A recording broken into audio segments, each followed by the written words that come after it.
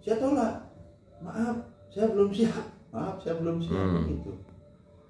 Saya mikirnya di sana ini kayaknya ini yang mungkin dicari sama Lea gitu kan. Ini dicari sama orang lain. Ternyata kan enggak. Mbak jawabannya bilang ini gelas kamu penuh nih, kosongin dulu kan. Lagi 1 minggu apa 2 minggunya kan rawuh beliau Mbak. Rawuh itu. Sudah nari. Tangannya yang awalnya gini-gini sudah gini kan tangannya. Kan udah saya cerita sama gini tangannya Mbak. Keringetan saya semua itu. Apa ya rawuh ini? Belum terjawab juga Mbak. Ini tangannya Mbak. Saya takut saya. Lama-lama saya ikhlaskan diri. Terima kasih sudah hadir. Mbak punya batu di sini kan, yang bentuk kepala itu. Saya taruh. Pas saya taruh di rumah karena saya dapat kayu yang kayunya kecil yang ada bentolannya itu kan. Belum saya bisa menerjemahkan Mbak. Saya bawa aja pulang. Waktu odalan ini Sholatri itu kan. Saya taruh di rumah, Mah ngasih batu itu. Rawuh lagi kan. Kemudian saya nanya, kan Mah nggak ngasih nanya. Ini beliau Mah sudah muncul yang ada di batu Mah, saya gitu kan. Memang batunya itu kan mirip monyet kan. Kemudian waktu kita ke sini dikasih kepala monyet lagi. Sini bajunya saya beli juga monyet juga. Nggak ngeh saya waktu itu Mah. Setelah saya pasrahkan diri, ikut tariannya bukan Ratu Ayu itu yang hadir, tapi Putra Bayu. Itu yang saya buat tajuk gitu Mah. Kayak gitu ininya, runtutannya itu. Berarti kayunya itu ngingetin saya ini loh senjata saya sebenarnya. Kayak nggak ada bentuknya, kecil tapi di atasnya bendol dia Mbak. Mbak ngasih batunya itu, dapat kepala monyet juga. Bajunya nggak direncanakan di Thailand dicariin sama teman saya. Saya nggak nitip loh. Yang nitip pertama kan udah gagal. Nitip kedua dibawain ini loh punya kamu. Tariannya kayak gitu. Kemudian baru-baru ini beda lagi tariannya Mbak. Tetap hadir beliau. Yang nari lembut ada. Yang Putra Bayu juga ada. Sekarang yang muncul baru adalah, kalau saya bilang kodam juga saya salah dan takut saya Mbak. Jangan pakai istilah itu, tidak boleh, karena itu para suci dan para kawitan kita. Betul. Sekarang itu tariannya sudah beda Mbak. Dulu kan gede kan, yang pernah hadir di saya. Berarti pandita. Nah, sekarang beda lagi yang muncul Mbak.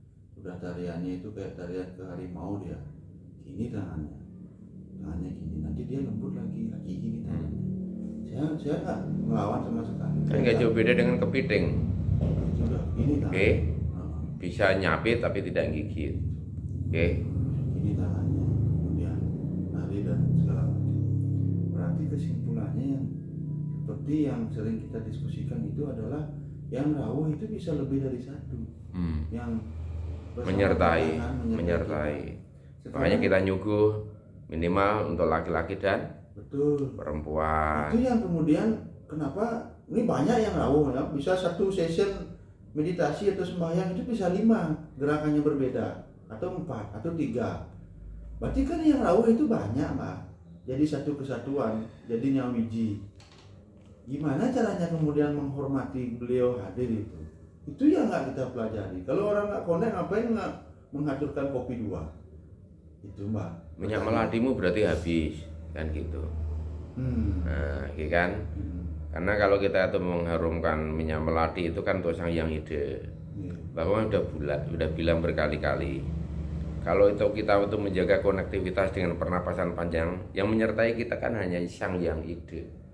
Kalau jenderalnya bersama kita, prajuritnya ganggu kita enggak.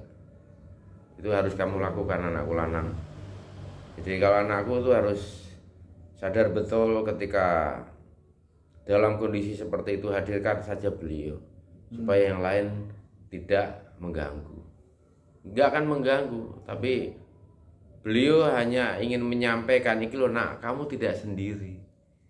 Nah, para suci kawitan saluang kita, kawitan kita ini selalu menyertai. Kita selalu disertai. Makanya kalau sampai yang buru-buru itu yang dekat sama kita, lelah kita, lapar terus kita. Haus terus kita kan ke sana. Makanya nyuguh dengan sesederhana yang kita mampu persembahkan itu adalah penghormatan. Kita nggak perlulah memandang yang banyak hal. Kalau anak sudah mulai sadar disertai begitu, salam saja indah. Nah, minyak meladinya jangan putus. Karena sebelum melakukan apapun lebih baik kita itu teduh dibandingkan kita nanti di depan banyak orang kita nggak punya self control, kan ke sana. Makanya upaya self control agar kita itu tidak mengendalikan diri kita dengan rohani kita sendiri, ya kita terapkan pernapasan panjang itu agar ada konektivitas. Sama jenengan tadi nelpon nggak bisa karena nggak ada sinyalnya, padahal kuotamu baru beli, pulsanya masih banyak, kan ke sana. Jadi penyertaan beliau itu indah sekali, semuanya teduh. Kalau jenengan disertai, kalau ya akhirnya jenengan terima dengan lapang jiwa, indah kan?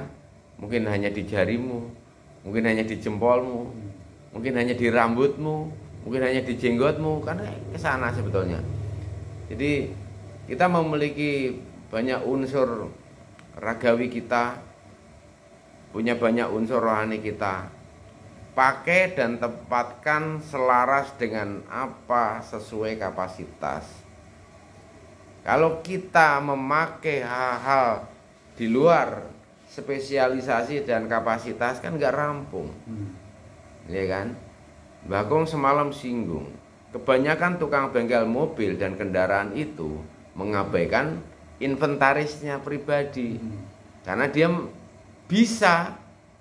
Nanti kalau repot bisa, tapi saat dia bisa itu dalam kondisi urgent, emergency, yang harusnya pergi cepat, tapi harus betulin kendaraannya. Nah, seperti itu. Nah, kalau anak-anak sudah sadar, ada penyertaan Bayu, ada penyertaan Chandra, ada penyertaan Surya, ada penyertaan Ibu Bumi, ada penyertaan Dewa Ayu, ada penyertaan sebagainya. Artinya kan kita memang tidak sendiri. Itulah leluhur kita menyimpulkan jagat gede, jagat cilik, nyawiji mring sadaran ingsun. Bayangkan saja, Lik, semesta raya yang tiada batas, dunia dan segala isinya menyatu dalam diri pribadi kita. Itulah puncak self control, dan itu hanya bisa dikerjakan dan dilalui oleh orang yang menerapkan pernapasan panjang. Karena hanya pemberi napas panjang, pemberi napas kita inilah yang memiliki energi paling besar. Maka di Bali itu disucikan dan dimuliakan. Putih dan kuning ini nak, jangan lewatkan. Sedikit kita tidak putih, kita enggak mendapatkan kemuliaannya. Itu anakku lanang. Jadi kita harus bersabar. Makanya makin teduh saat kita itu dalam penyertaan beliau, dalam penyertaan para suci.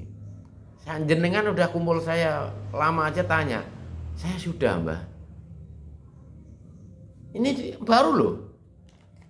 Saya sudah mbah. Kebayang nggak? Kan mbah ngenteni air panas kan kayak seperti itu. Ya jangan sampai kita mengabaikan yang kecil itu.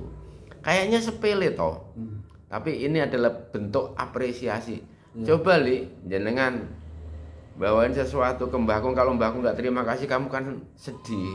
Kok Mbah Kong nggak terima kasih sih sama anaknya lanang, kan gitu. Iya enggak? Makanya Mbah Kong pernah nggak saya mengucapkan terima kasih sesekali, kan enggak? Minimal 2-3 kali Mbah Kong berterima kasih, karena kita ini disertai sama-sama, diapresiasi. Kita mendapatkan kesucian kemuliaannya, kenapa nggak berterima kasih? Ini sana Li. Nah, inilah nanti jenengan step by step akan mendapatkan banyak hal yang luar biasa yang orang lain nggak akan dapatkan kalau tidak menerapkan pernapasan panjang dengan sadar dan utuh dan tulus. Kan di sana. Kebayangan aja kan?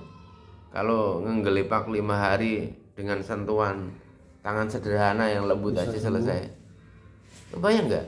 Kan bukan diri kita, Li. Iya. Bukan diri kita, jangan menyombongkan diri kita. Betul, Pak. Tidak boleh.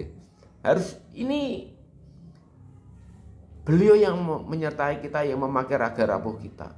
Ya ke sana sebetulnya. Saya yang nggak suka kucing kan. Begitu Mbak datang ke rumah saya, oh ini punyamu ini kan. Hidup saya kan, ini rezekimu nah. Iya.